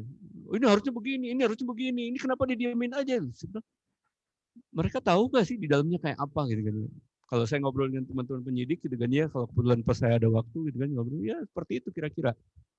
Jadi kita bekerja berdasarkan hukum, berdasarkan aturan-aturan yang ada gitu di sini. Nah kalau nggak ada bukti, tidak ada yang menjurus sana. Kalaupun dia ngomong di luar ya susah, nggak bisa jadikan bukti. Gitu. Jadi saya kira itu. Jadi hukuman mati secara undang-undang ada, tapi diterapkan tidaknya ya walau-walam itu kan tergantung dari penyelidik, penyidik dan penuntut yang ada di KPK khususnya kan gitu kan, atau tempat-tempat penegak hukum yang lainnya. Lalu pertanyaan kedua tadi, ada nggak kira-kira untuk mencegah korupsi ini yang lebih efektif gitu kan sedia ini? Ya saya sih dengan upaya yang kami lakukan bersama-sama gitu kan ya ini ya, dalam melakukan apa tadi sosialisasi gitu kan ya ini dan seterusnya. Nah ini harus dilakukan terus-menerus gitu di sini ya. Karena saya bilang ke teman-teman saya di bagian sosialisasi itu, kalian ini saya anggap sebagai dai, sebagai khotib.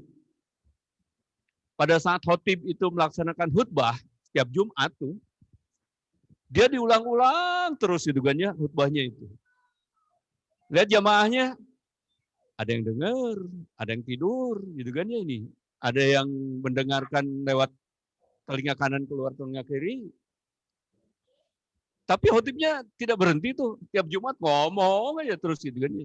Dengan harapan suatu saat jamaahnya masuk telinga kanan, gak ada yang keluar telinga kiri. Menyerap mungkin gitu kan ya ini. Apakah hati atau ke pikiran dia. Jadi saya bilang kamu nggak usah putus asa, ngomong aja terus kemana-mana, mensosialisasikan anti korupsi. Nah harapannya sebetulnya masyarakat juga termasuk bapak-bapak yang hadir di sini juga punya, kalau sudah nih saya ngasih satu sosialisasi per hari ini, ya harapannya bapak-bapak, ibu-ibu juga yang mendengarkan bisa memahami dan menyebarkan pada yang lain gitu di sini. Minimal untuk diri sendirilah gitu. Saya yakin kalau diri sendiri sudah baik, sudah bisa menjaga diri, berikutnya adalah lingkungan yang terkecil kita, keluarga kita, gitu di situ. Saya contohkan begini Pak, bagaimana membentuk keluarga kita yang berintegritas. Bapak ditugaskan oleh pimpinan kita, oleh pimpinan Bapak semua atau Ibu, keluar kota. Atau contoh Bapak aja lah ini ya, contohnya Bapak-Bapak nih, keluar kota. Kan biasanya kalau kita keluar kota ada uang saku ya Pak ya. Uang saku dikasih, uang perjalanan dikasih. Apalagi kalau seperti kita ini keluar kotanya sebagai narasumber. Kan biasanya dapat uang narsum gitu kan ya, uang narsum misalnya, ada tambahan lagi. Ternyata pulang dari sini saya diminta lagi bicara di tempat lain gitu kan ya. Dapat lagi tuh narasumber lagi kan. 3 hari saya keluar kota, amplop cukup tebal lah segini. Bawa ke rumah. Kita sebagai seorang suami yang sayang istri, suatu yang takut sama istri, beda tipis lah ya. Kita serahkan kan amplop kita ya. Amplop yang kita dapatkan selama beberapa hari ini, kita serahkan pada istri kita kan. Nih, apakah kita sayang istri atau kita takut istri ya, pokoknya antara itulah. Kita kasih ke istri kita. Bapak perhatikan Pak, Bapak perhatikan pada saat istri kita mendapatkan amplop dari kita, lihat komentar pertamanya apa. Ini untuk memperlihatkan apakah keluarga kita sudah berintegritas atau tidak ya. Kalau begitu Bapak kasih amplop, terus istrinya nerima, dia terima, buka, terus komentar pertamanya, kok cuma segini Pak? Kok cuma segini Pak? Coba bayangin apa yang Bapak dapatkan. Dalam hati ya, nggak berani omongin kali ya, dalam hati nih. Sialan nih, gua udah 3 hari keluar kota, udah capek-capek kayak gini, masih dikeluarkan, kok cuma segini Pak? Gitu kan. Kan pasti dongkol kita ya. Kalau Pak, ini ilustrasi aja ya. Kalau ada istri yang seperti itu, maka saya sarankan Bapak untuk berpikir ulang Pak. Mengingat-mengingat mantan Pak. Ingat-ingat kembali gitu kan ya. Mungkin sudah waktunya untuk mencari istri yang lain gitu ya. Kenapa? Di situ Pak. Kalau seorang istri sudah tidak menghargai suami, bahkan apa yang kita berikan, bahkan dalam bahasa Islam tidak qanaah, tidak menerima apapun juga, bahkan kok cuma segini Pak. Suami, kita sebagai suami pasti udah mikir lagi, waduh dari mana lagi gua nyari kan gitu ya, dari mana lagi nih gitu kan, udah mikirnya ke sini tuh. Kalau tidak kuat iman, tadi Pak, oh ya di kantor kayaknya ada proyek ini nih, bisa digarap juga nih, oh udah mulai gitu di sini. Bagusnya gimana ya seorang istri? Nah, bagusnya seorang istri, begitu nerima dari suami ini, uang amplop tadi itu yang 3 hari tidak pulang-pulang, terus pulang-pulang bawa amplop, tanya dulu dong sama istri, uang apa ini Pak? Gitu. Jangan langsung tanya berapa-berapa, tanya dulu, uang apa ini Pak? Mama kan 3 hari Bapak keluar kota, ini jadi narsum di sini, jadi ini uangnya itu dapat segitu. Uang sisanya mah, karena kan untuk makan. Oh ya, baru dihitung. Kok cuma segini ya Pak ya? Ya tetap aja nanyanya persis gitu ya. Tapi minimal dia tahu dulu itu loh. Uang apa yang diberikan oleh suami sama dianya itu apa? Uang apa ini?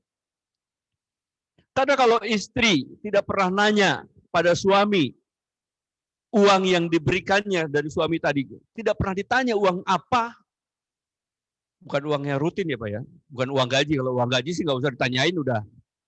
Jangan-jangan kita nggak pernah nerima gaji Pak. ATM-nya dipakai istri atau dipegang sama istri. Nggak pernah kita nerima gaji gitu kan.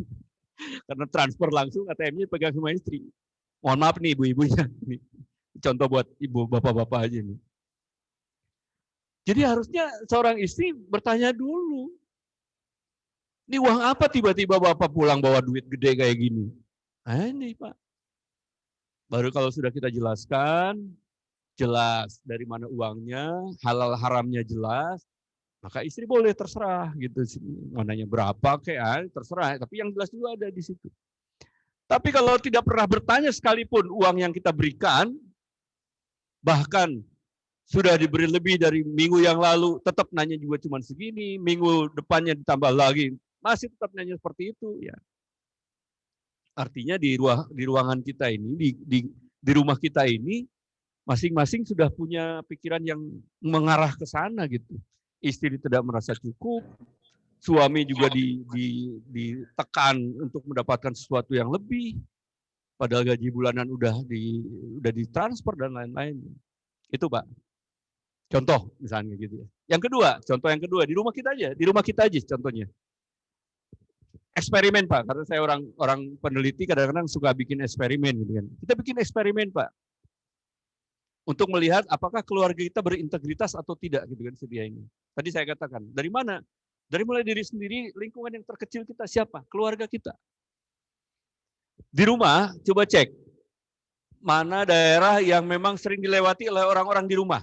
Di rumah itu ada istri, ada kita, ada anak, ada pembantu, mungkin ada saudara dan lain-lain.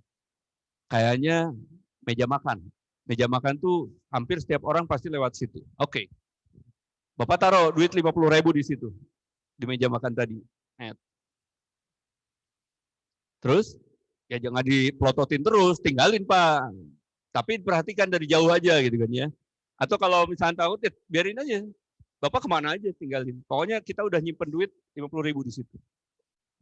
Tunggu setengah jam, atau 10 menit, setengah jam, kita lihat, oh masih ada duitnya. 1 jam, udah nggak ada duitnya. Duit 50.000 tadi yang kita simpan di meja makan tadi, hilang. Oke, hilang. Terus apa? Kita tunggu Pak.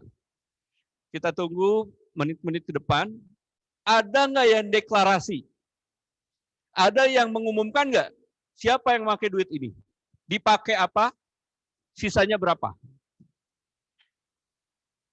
Kalau Pak, kalau sampai sore ini tunggu sama kita sampai mau tidur, nggak ada satupun yang ngumumin tuh siapa yang pakai 50.000 tadi ya. Hati-hati Pak. Berarti di keluarga kita ini integritasnya tidak ada. Padahal kita tahu salah satunya adalah harus transparan, akuntabel. Mulai dari 50.000, Bapak kasih 100.000 akan begitu juga. Bapak kasih 200.000 akan begitu juga Pak. Dari mulai kecil coba gitu kan. Kalau sudah 500.000 tidak ada yang ngaku satupun, waduh bahaya Pak. Artinya keluarga kita ini gimana ya? Gitu kan, padahal di situ ada kita, ada istri, ada anak, ada pembantu dan seterusnya. Yang bagus yang bagaimana? Yang bagus tentunya begitu uang hilang, tidak terlalu lama kita menunggu, pasti ada deklarasi. Ketemu dengan kita, pembantu kita ternyata. Pak, tadi saya mau bayar gas, saya nggak megang uang, tadi ada uang itu di meja makan. Saya gunakan untuk beli gas, 35.000, ini ada sisanya 15.000. Aman Pak kalau gitu. Artinya keluarga kita transparan, akuntabel gitu di sini. Uang sekecil apapun juga harus dipertanggungjawabkan Pak. Jadi kalau yang efektif yang seperti apa? Ya kalau saya sih ya mulai dari diri sendiri, mulai lingkungan yang paling kecil gitu di sini. Nyampe kantor ya lingkungan paling kecil kantor kita di mana gitu di sini. Kita berintegritas, kalau lingkungan kita tidak berintegritas akan terjerembab juga. Maka kita jaga integritas diri kita dan lingkungan kita gitu di sini. Minimal seperti itu. Supaya kalau kita sendiri, keluarga kita sendiri sudah berintegritas, masuk ke kantor, lingkungan kantor sendiri berintegritas, insya Allah. Kalau semuanya poin-poin kecil ini berintegritas, aman deh. Negara bangsa ini tidak akan ada korupsi lagi. Itu ya. Pak Bayu terkait dengan valuasi, betul Pak. Jadi kami sudah melakukan kajian. Kita sudah berdiskusi dengan para pakar juga terkait dengan valuasi ini. Tapi sekali lagi, memang di Indonesia ini belum berlaku terkait valuasi ini. Penegak hukum kita, khususnya para hakim, itu belum bisa menerima ini. Yang bisa dia terima adalah uangnya berapa yang dikorup, dari proyeknya berapa, dihitung, jadi yang market, yang ada, yang terlihat di situ. Yang non-marketnya itu nggak bisa dihitung. Padahal, saya tadi bahas, yang non-market itu justru jauh lebih banyak, lebih tinggi dampaknya tadi. Jadi kalau kita berbicara di perencanaan, yang kita lihat di penegakan hukum kita baru sampai output. Inputnya berapa, proses, outputnya apa, berapa. Belum dampak, belum impact. Jadi baru sampai ke output. Di beberapa negara itu sudah sampai ke dampak, gitu kan sini ya. Ya kalau mau ya harus dirubah undang-undangnya bahwa perhitungan valuasi non market, gitu kan ya, atau economic valuation, gitu kan sini ya, itu harus masuk ke dalam undang-undang kita, ya harus diusulkan, gitu kan sini ini. Jadi di kita baru beberapa pakar saja, gitu kan ya, yang terkait dengan valuasi ini. Saya punya beberapa profesor yang teman-teman diskusi dengan saya terkait valuasi ini, ya mereka setuju gitu di sini. Tapi sekali lagi, ya harus masuk ke undang-undang, nggak bisa kalau cuma kita sendiri yang bicara gitu di sini ini. Karena itu harus ada legalisasinya gitu di sini. Lalu Pak Diari tadi, apakah KPK pengawasannya sudah tidak ada? Kalau dari sekarang, kalau eksternal banyak ya Pak ya. Tadi LSM, masyarakat, DPR, BPK itu kan orang-orang luar semua tuh yang mengawasi KPK. Internal KPK sekarang 2 pengawasnya. Kalau dulu 1. Kalau dulu ada pengawas internal dulu. Sekarang 2. Ada pengawas internal, 1 dewan pengawas. Gitu di sini. Ada 2 sekarang yang mengawasi KPK. Dulu dewan pengawas saya pikir juga itu mengawasi secara umum, gitu kan ya. Tapi sekarang ternyata tidak. Termasuk juga karena di undang-undangnya ternyata dia juga masuk ke dalam teknis, gitu kan, sehingga bisa mengawasi pekerjaan-pekerjaan teknis juga dewan pengawas itu. Jadi bukan hanya secara umum, tapi juga bisa melakukan pengawasan terhadap teknisnya, gitu kan ya ini. Jadi yang mengawasi KPK internalnya ada 2. Pengawas internal tadi yang nanti menjadi inspektorat, gitu kan sini ya, dengan undang-undang baru menjadi inspektorat. Kemudian ada dewan pengawas, gitu kan ya ini. Itu yang dilakukan, tapi yang di luarnya lebih banyak lagi tentunya. Lalu apakah KPK pernah melakukan kajian agar take home pay-nya penegakan hukum itu sama dengan di KPK? Karena sekarang ini kan KPK lebih gede tuh take home pay-nya dibandingkan dengan jaksa di di kejaksaan atau di Polri, penyidik di Polri gitu kan sudah. 2016-2017 saya sudah mengkaji juga terkait itu. Dan sudah saya usulkan lewat Kemenpan waktu itu, kita diskusi dengan Kemenpan juga bahwa harusnya kajian kita kalau mau disamakan gitu kan ya antara Polri, penyidik Polri dengan penyidik di KPK, lalu jaksa di KPK dan jaksa di kejaksaan, harusnya take home-nya sama. Nah, kita sudah diskusi Pak. Dulu saya dengan Jambinnya KPK, lalu sekretaris Jamwasnya KPK, waktu itu juga saya diskusi untuk memberikan masukan-masukan seperti apa. Dengan Polri juga pernah waktu itu. mentok-mentoknya di ini Pak, di Kemenpan tadi Pak. Jadi Kemenpan itu aturannya nggak bisa Pak, kalau hanya menaikkan misalnya penyidik saja gitu kan sedia ini. Dan nggak bisa juga hanya penyidik tipikor gitu kan sedia ini. Ya nggak bisa juga, kalau penyidik, semua penyidik harus sama dapat kenaikan gitu kan sini. Dan pasti yang lain pasti minta naik lagi kan gitu kan sedia ini. Padahal kan saya pikir ya KPK kan tipikor, jaksanya jaksa tipikor misalnya. Ya berarti kan dia juga di Polri maupun di Kejaksaan juga yang hubungannya dengan tipikor. Nah ternyata nggak bisa. Di Menpannya Pak, di Menpannya belum bisa, gitu kan ya ini untuk karena sistemnya belum bisa seperti itu, dengan ya, mengkhususkan ini tidak bisa. Upaya-upaya yang lain sudah kita coba juga, misalnya gitu kan ya, dengan misalkan sekarang ada remunerasi, gitu kan ya, di Kejaksaan ada remunerasi, misalnya seperti itu ya. Bisa nggak ditambahin tuh kelas jabatan untuk jaksa-jaksa yang seperti ini ada tambahan kelasnya gitu kan, tambahan kelasnya seperti ini supaya dia bisa naik kelas gitu kan ya ini. Mohon maaf misalkan jaksa yang biasa kelasnya 11, kalau jaksa tipikor atau ini naik menjadi 12 atau 13 misalnya kayak gitu ya. Jadi upaya-upaya itu sudah kita lakukan gitu kan ya. Karena pada waktu pimpinan Pak Agus juga dia menginginkan ya kayaknya teman-teman di Polri maupun di Kejaksaan juga harusnya sama dengan kita gitu kan ya, supaya semangatnya sama gitu kan ya untuk melakukan pemberantasan korupsi ini gitu. Sudah Pak, sudah saya jalankan kajian-kajian itu, tapi sekali lagi regulasi-regulasi di kita yang belum memungkinkan untuk itu. Dan ya saya bilang ya KPK nggak bisa juga merubah regulasi itu, yang berhak merubah regulasi adalah ya teman-teman di kementerian.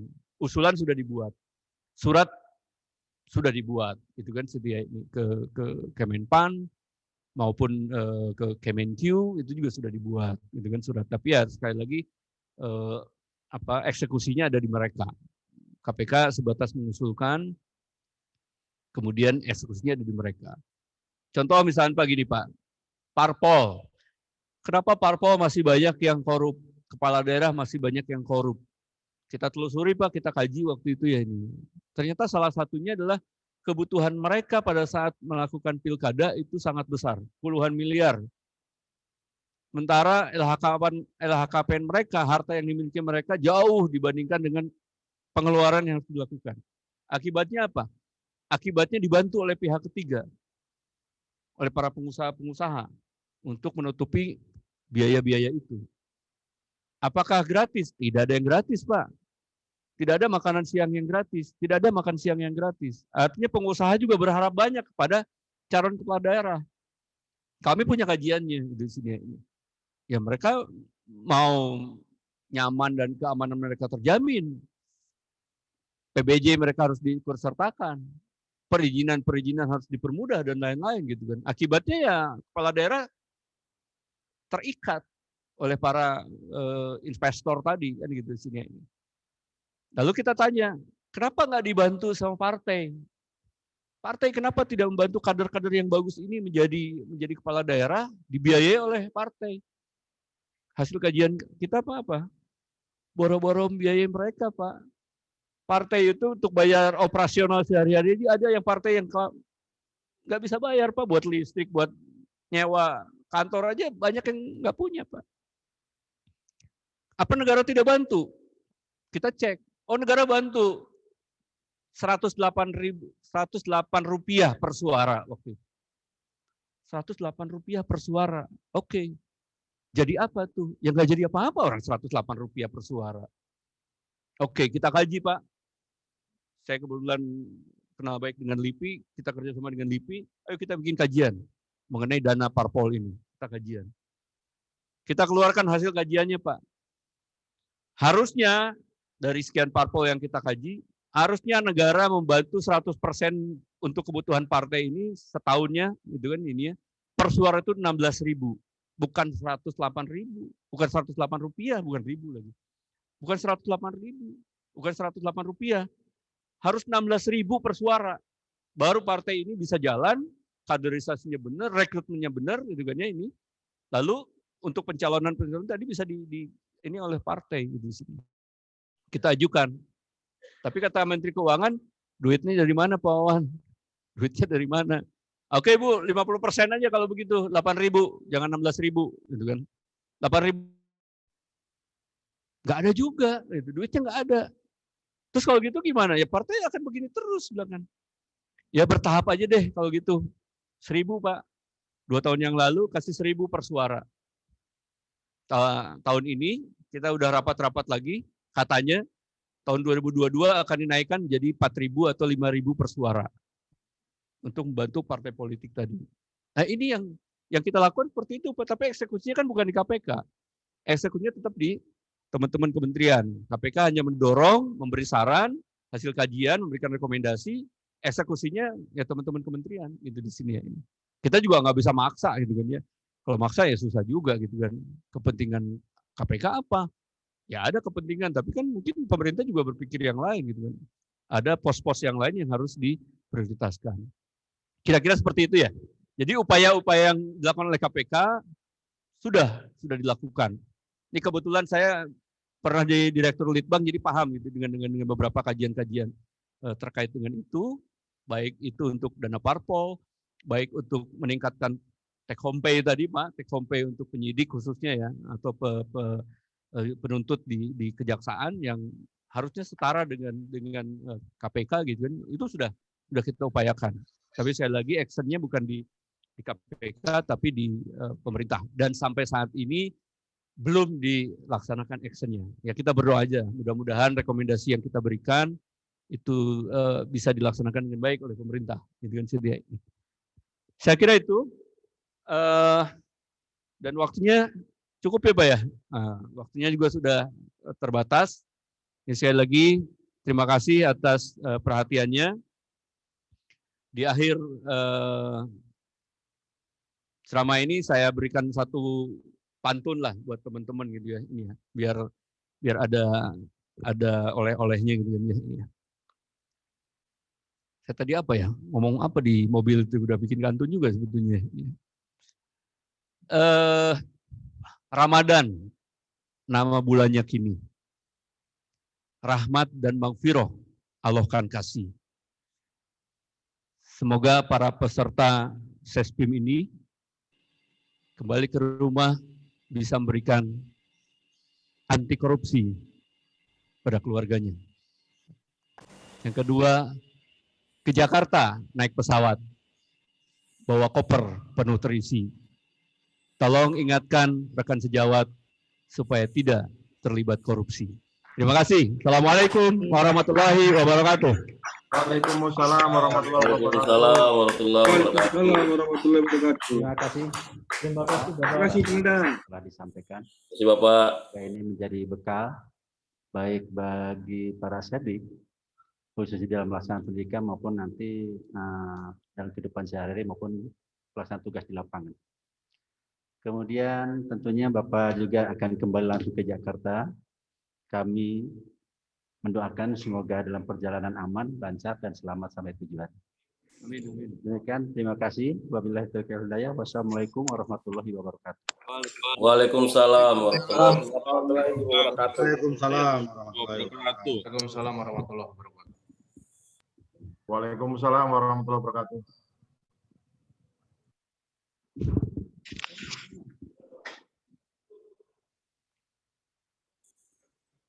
Nah, Indra Mata ini gratifikasi tapi harus dilaporkan. Nikmat dan lapor. Boleh ditolak kalau ini. Siap.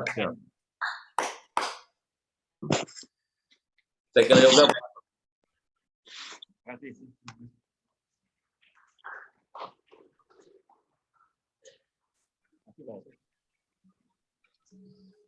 Selamat siang Bapak-Bapak.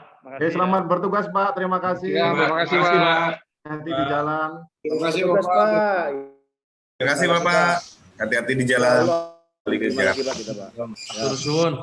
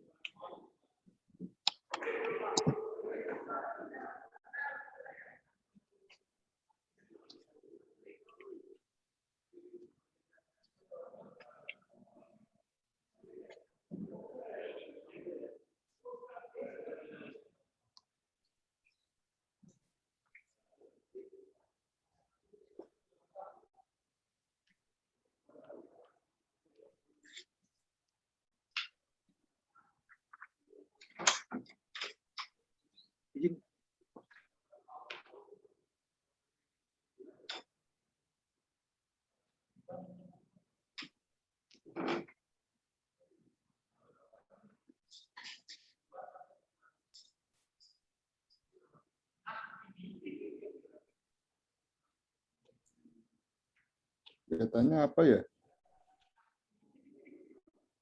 Nges. Kayaknya bisa istirahat ini, Bang. Maunya Om Dapi apa? Padatkan. Padatkan terus. Maju. Padat dia. Yoga mantap yoga memadatkan. Dimajukan. Ingat, Bang. Skip salah, Bang. Kasih padat dia. Minimal selesai yoga. Kagak diari. Oh, cepat kali selesai ini, Bang. Gabus ya, Bang. Jadi yang satu lagi nih. Tonge mulai dia, tonge. Kagak Yang satu lagi ya. Kurang sejam lagi nih. Kagak diari. Tonge mulai kau tonge ya. Bang Yoga mungkin tambahan Bang Yoga. Tonge kau baca ini dulu. Kagak diari. Apa itu, Bang? Rahasia dong. Kagak diari. Ali kakak sini. Mapping itu. Bagus suara. Suaranya, Bang. Kagak diari. Suara sih. Siap. Itu fotonya kok nggak gerak-gerak itu? Ya, foto aja bullshit, hoax. Suara gelombang 4 suara. Foto aja hoax. Bagaimana itu? Mohon izin untuk rekan-rekan, baik online maupun offline, agar segera memasuki kelas, karena langsung dilanjutkan Bapak Brigjen Zulsul sudah di ruang tunggu. Terima kasih. Padat betul nih.